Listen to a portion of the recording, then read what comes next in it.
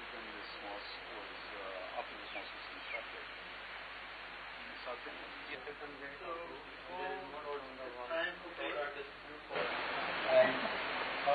You can hear it. So they're somewhere inside hiding, but they like coming inside.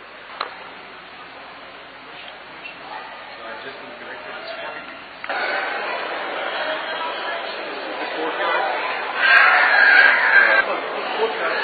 More people can start assembling there, and they can continue. Sometimes this mosque will see 40 to 50 people.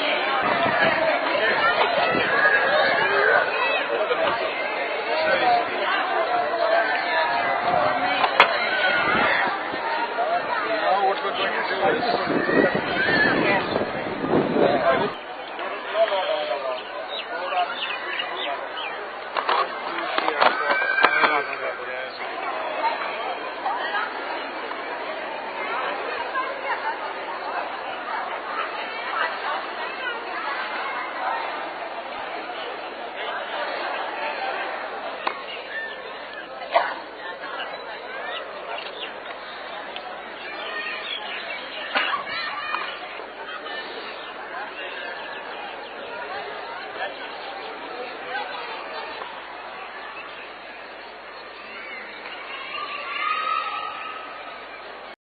that is the shower, the Islamia College.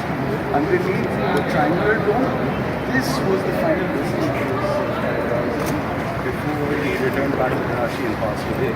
This is in Ziyarat, and the famous thing about Ziyarat is the juniper leaves. So the area is flushed with juniper leaves, and it's breathtaking. We had a very unfortunate incident a few years ago. Some miscreants came and tried to burn this place down. But people of Pakistan poured their heart out and they said that it must be restored. And the government took every step to restore it. It was brought back in 100 days. They tried to save everything they could, but whatever was destroyed was saved. And whatever was left inside was restored. The sort of circular structure with a bridge is called by Khyber. This is where you cross to take the famous Khyber Pass road, go into Afghanistan. This was that structure that people would identify. It's a real pleasure for me to be able to come to Pakistan today, and particularly obviously a privilege to look around the Festival Mosque here and see the most amazing architecture, beautiful space in the best setting I can imagine there is. And it's been a real honour for me actually today, the meetings I've had, talking about the relationship between the UK and Pakistan, a relationship that has got a great history to it, and as UK leaves the European Union, making sure we're looking forward to the ability to develop stronger relationships around the world for trade and in our social and cultural relationships with countries like Pakistan. And there's a great opportunity both for the UK and hopefully for Pakistan to have a mutually beneficial development and growth in our trade together that can help both of our economies. And it's just been a real pleasure, a very interesting day for me, talking to some of the ministers and to the Prime Minister about what those opportunities are. So can you introduce yourself? What is the object of your visit? What do you say about the economic situation of Pakistan? Sure. Well, I'm Brandon Lewis. I'm a member of the Cabinet, the Prime Minister in the UK's Cabinet, and Chairman of the Conservative Party. And part of my reason for coming here was to talk about some of the opportunities for the growth of trade and economic relationship between our two countries, and also to further reinforce actually the importance of the Pakistani diaspora to us in the UK, both to our economy and our culture as well. Well, I have to say, in terms of looking on to I'm really honoured to have a good meeting with the Prime Minister Imran Khan today, but also it's quite a privilege to come and see the mosque here, and as I say, to see it in the setting that it is. It's a beautiful, beautiful space. Well, yes, it is my first visit to Pakistan.